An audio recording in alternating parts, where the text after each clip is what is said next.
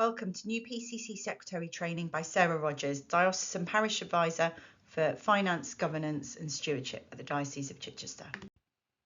So the role of the Secretary is key and core in the leadership role of the parish, keeping the workings of the parochial church council running smoothly and in compliance with church and charity law.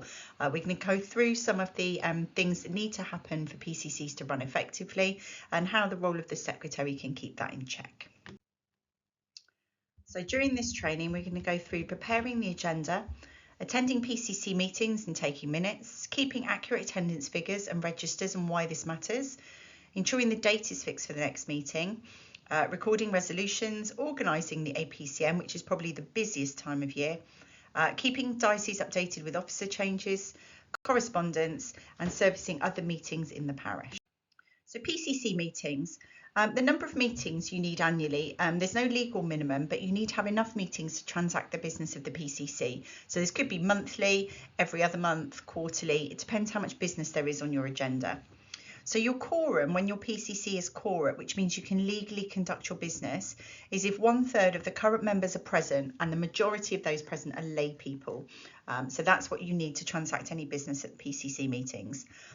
3/4 of the members present must agree to transact any business which is not part of the agenda, which is why it's really important to have a really clear agenda.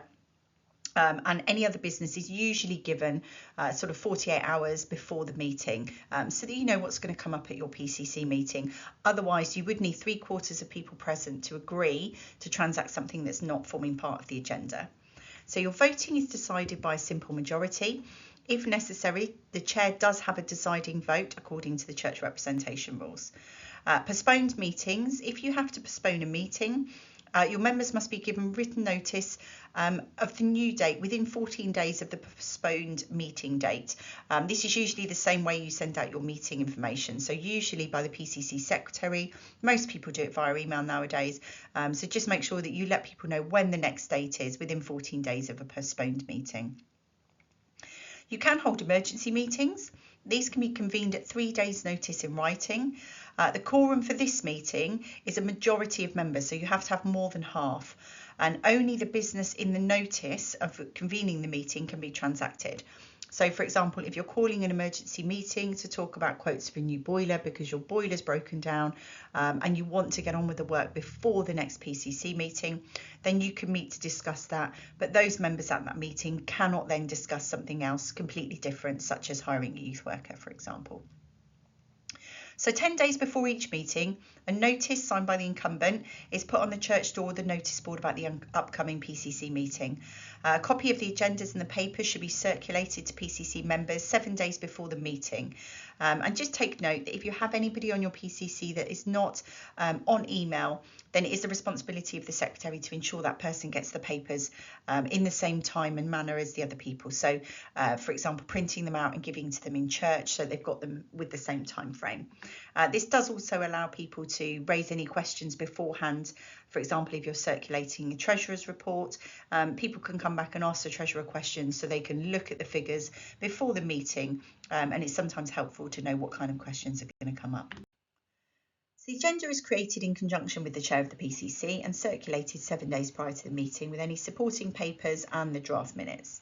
Has the date, time of the meeting, the location, and also the mechanism, so whether it's in person or online. Ensure the last point on the agenda is to set the date of the next meeting. As the church representation rules stipulate that you have to set the PCC meeting date for the next meeting at the current meeting, this ensures that people don't forget to set the date. So anyone can request an item to be added to your agenda, although it doesn't have to be. This could be members of your PCC, your congregation, from your wider parish, or just the members of the general public. Any other business should be requested at least 48 hours prior to the meeting. This is usually best practice and it allows people attending and not attending the meeting to know what business is going to be transacted at the meeting. If you have a guest in attendance, such as the Archdeacon or your architect, it's best to put them on the start of the agenda so they don't have to sit through the business of the meeting. They can then leave and you continue with the rest of the meeting. So regular agenda items might be apologies for absence, conflicts of interest. So just to say, the Charity Commission has a 5-minute video on conflicts of interest, which is really well done.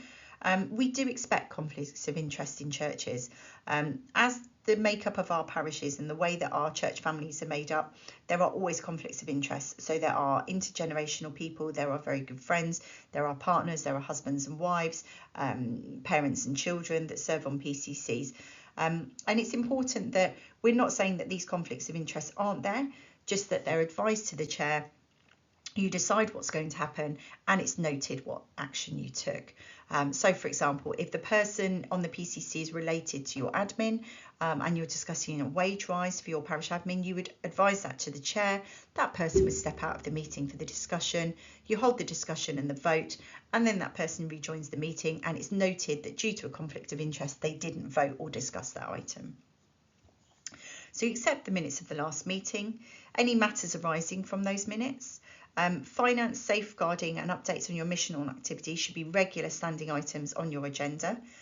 You receive the minutes of any subcommittees or working parties, for example, a standing committee, a finance group, a group set up to do a fabric project on the church. Any matters arising from those minutes. Correspondence is provided by the PCC Secretary that we'll go into later, and any items that have been requested by the deanery or the diocese. So from time to time, you might have to pass a resolution for something that comes from the diocese and then return that minute to show that that was actioned at your PCC meeting, or it might be just items for your information to bring to everyone's attention. So the minutes of the previous meeting should be agreed and signed at the following meeting. Circulate the minutes 7 days prior with any of the agenda and the notes that you send out, so people have time to read them in advance of the meeting. This also gives people time to let you know of any typos, misspelled names, things you can easily correct, ready to be signed off at the meeting. I have some minute taking guidance that I will also forward as a PDF when I send this voiceover out. So the purpose of the minutes is to provide an accurate, impartial, balanced internal record of the business transacted at the meeting. So they're not a verbatim record of the discussion, they're a summary of the key points raised during the meeting and any decisions made. It's worth noting that the formal minutes, once signed and approved, form the legal record of business of the meeting and may be requested by regulatory authorities if there's an investigation into PCC activities. They can also from time to time be requested by your archdeacon or your bishop. So the PCC Secretary takes the minutes. Key skills required is someone who's able to listen to multiple voices at the same time and capture the arguments and tone. Summarise an argument accurately and record the decisions taken and action points to follow up. Identify which parts of the discussion are material and what should be recorded, and equally identify the parts that can be ignored.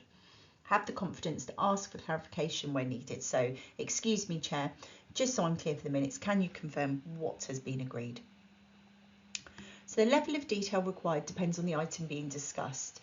Minutes of the PCC meeting may be called on in the future to demonstrate there was good governance in respect of an issue. So they should be written in such a way that someone at the meeting, someone who's not at the meeting can follow the decisions made. So the minutes should record the message, not the words. They should summarise the key points of the discussion, decisions made with reasons, and there should be sufficient detail that someone not present at the meeting can understand why the decision was made, actions agreed, and who is responsible. The minutes should be written in the past tense. We use the third person, and it's good to use the church warden, the finance subcommittee, rather than we. Stick to the facts of what's happened and don't allow viewpoints to influence how you record the meeting.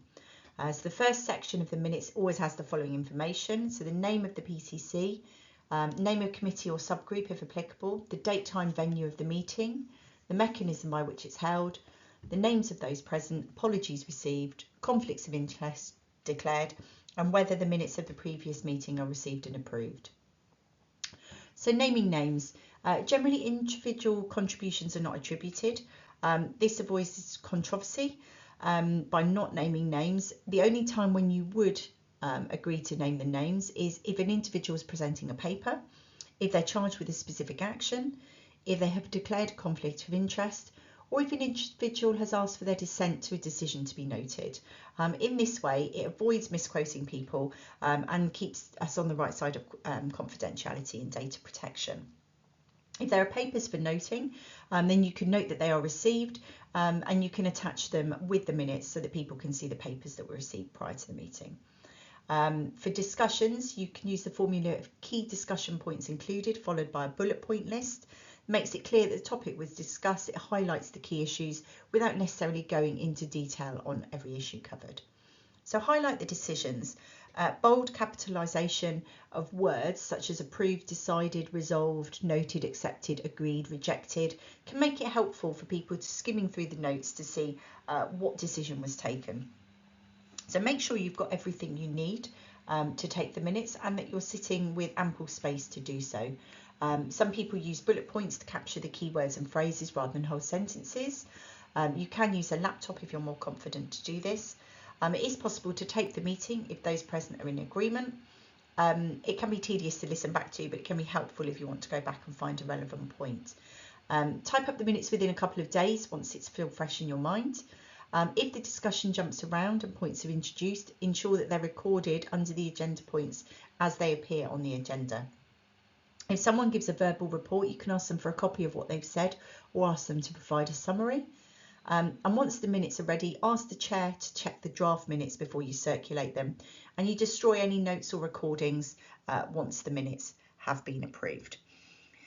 So ensure that you have a copy of the Keep or Bin from Parish Resources. This is a useful link that's at the back of this presentation. It tells you how long you need to keep PCC minutes, but also other items that might be in your parish, such as accounts and other information. Once the PCC minutes have passed the point where you need to keep them in the parish, they are to be sent to the local archivists as they form part of the historical life of the parish. So we do keep the PCC minutes, and the information is on the document. Where to find your local archivist information is on our website. There's one for East Sussex and one for West Sussex. So know when the minutes are kept. Are they with the secretary or does the priest have them? Are they in the church or the parish office? If they're in the church, please ensure they're in an area where they're not publicly available. Access to the minutes according to the church representation rules is all of the PCC members. The auditor of your annual accounts will want to see them. From time to time, the bishop and the archdeacon. Anyone on the electoral roll can request to see the minutes at any time, but confidential items can be redacted. And anybody else who requests to see a copy of the minutes via the PCC Secretary, this needs to be authorised by the PCC. So you can decide whether or not to allow them to see the minutes and whether or not you allow them to see just a certain minute if that's what they're asking for, or you can decline their request entirely. So accurate attendance figures. Note the numbers attending at each meeting, and this helps you ensure the meeting is quorate, as we discussed before. So 1/3 of people voting, the majority being lay, or half the people for an emergency meeting. So you can check that you have the right numbers to be passing any resolutions. Take a register. You'll need to calculate the attendance figure as a percentage of the number of meetings held throughout the year for the APCM annual report. So it's easier if you take it as you go along. You can destroy the registers once you've provided the information for the APCM. So recording resolutions. Each resolution, ensure that there is a proposer and a seconder. Record these people by name. Record the numbers of people voting for and against. It's obviously passed by simple majority. Record any conflicts of interest or abstentions to the vote in question, and record the outcome of the vote. Right, so the APCM. The first thing to mention about the APCM is that there are two meetings directly one after the other. So the first is the annual parish meeting, previously called the vestry meeting, and then the APCM. So the annual parish meeting, the only order of business on that is to vote in your church wardens. And the idea for having two separate meetings is that people who live in the parish who are not on the electoral roll are eligible to vote at the vestry meeting. This was a rule that was put in place usually for largely rural farming communities, but it is still in place now. For the APCM, which is the annual parochial church meeting, it's only those on your electoral roll that are eligible to vote. So it's worth noting that you could have some different people that attend the meetings, and those that are not on the electoral roll need to leave ready for the APCM. In reality, in most parishes, it's the same people who attend both meetings, but it's just worth noting that there are two meetings. Check the diocesan website. and the current church representation rules, as they can change from time to time, but any changes will be flagged by us to you in the PCC News members bulletin. So the revision of the electoral roll must be done 8 weeks before the meeting. This should be completed by electoral roll officer, and then you close your roll, and that is the people that are able to be nominated to stand for your PCC or as church warden, and also those people who are able to vote. So notices for the APCM, the M1 form, and the vestry meeting need to go up outside your church 2 weeks prior to the meeting. There's a copy of this form on our website. Your annual reports and accounts, signed and examined, need to be in church 7 days prior to the meeting. So it's important when you're setting the date of the APCM with the chair and the wardens that you also involve the treasurer and ensure that the accounts will be ready in time for the APCM. The minutes of the previous meeting and the agenda also need to go into your annual report.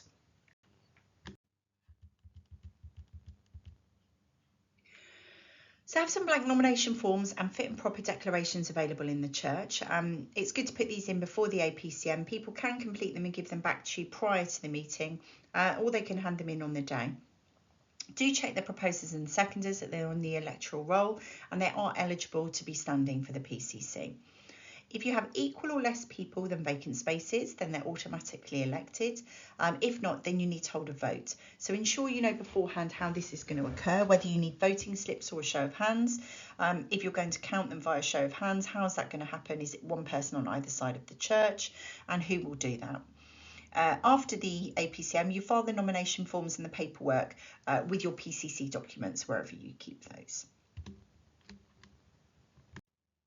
So after the APCM, fill out the electronic post holder change form that will have been emailed to you from the diocese. If you can't find it, just let us know and we can resend it again. This has to be in no later than the 14th of June, and this is your post holder changes that you might have on your PCC, so wardens, treasurer, secretary, deanery synod members, safeguarding officers. Remind the treasurer to email a copy of the annual accounts and report to me at the diocese. In some parishes, the secretary also does this, so it's worth checking who's going to do it. And this has to be with me no later than the 28th of June. Pass the new PCC members' fit and proper declarations with their date of birth on to the person who updates your Charity Commission portal if you're registered with the Charity Commission. So each year after the APCM, somebody needs to log in, take off your outgoing trustees and add any new trustees. So it's important that information is passed to the right person who has access to the portal. After the APCM, a notice of the elections is displayed in the same place as the notice for the meeting for 14 days. Anybody elected as church warden, deanery synod representative, PCC secretary, treasurer, electoral roll officer or safeguarding officer who has not been in one of these posts before has to fill in a data consent form, and this is sent to the diocese. This is so that we can hold their details, for example, so that I can send out my PCC newsletter bulletin, which does go to only post holders. We don't hold every PCC member's details. So when you as the secretary receive the bulletin, please do forward it on to the PCC members who won't have received it. So correspondence. This is usually presented as an agenda item by the secretary. Bring to the PCC's attention anything of note that you may have received. And as we discussed before, the PCC post holder bulletin goes to post holders, so do ensure it gets circulated to all members on your PCC. So familiarise yourself with the church representation rules. This will explain who can vote. How many people are on your PCC is dependent on your electoral roll. Do you have any vacant spaces, any casual vacancies? So vacant spaces can be filled as a casual vacancy in year if you have somebody that's willing to take the space. If you have more people, then you would need to hold a vote than spaces available. You can also co-opt up to 2 people per year onto your PCC. These people don't have the same criteria as people filling casual vacancies. So sometimes it can be helpful to think about who you're having as your casual vacancies and who you might be co-opting onto your PCC and for what reason. Your co-options also can be people that bring a level of expertise to the PCC, but they're non-voting members. So you can vote to co-opt 2 people, but without voting rights. So for example, a bookkeeper who is aiding your treasurer, and also somebody who is working alongside your architect to do with some building work. So they're on your PCC to offer their expertise, but they're not voting members, and that would be your co-options. So succession planning. 1/3 of our PCC members should be eligible to step down each year. So our PCC numbers, which is dependent on the electoral roll, is split into year 1, year 2 and year 3. So ensure you know who is sitting in which spaces, and then you can advise who is up for renewal each year, because often we find that people don't know if it's their time to be re-elected or to stand down from the PCC. People can be immediately re-elected. There's not any requirement to have a gap of service on the PCC unless that's been implemented by your PCC by resolution, that people step down for 1 year before they come back on. So it's important that you know what the criteria is in your church. So when people are passing resolutions, you know who's eligible to vote, you check that you're quora, and you check that the resolutions have been passed correctly. So the church warden rule is that they can serve for a 6-year term. In reality, some parishes do struggle to find church wardens, so you can suspend this 6-year term at the parish meeting, the vestry meeting, and that means that people can stay on past the 6-year term as a church warden. At the start of the year, it's good to advise the PCC of the vacant spaces prior to the APCM, so you can try and fill all spaces. If you ask for volunteers to join the PCC, you might not find them. You might find that if you approach people and say, I think you'd be really good on the PCC, you have some really good skills, would you like to join? People are most likely to say yes if you ask them directly. And ensure anyone without voting rights does not vote towards any resolution. That's really important. So there's further information available on the diocesan website. The Parish Resources website run by the National Church also has some really good resources.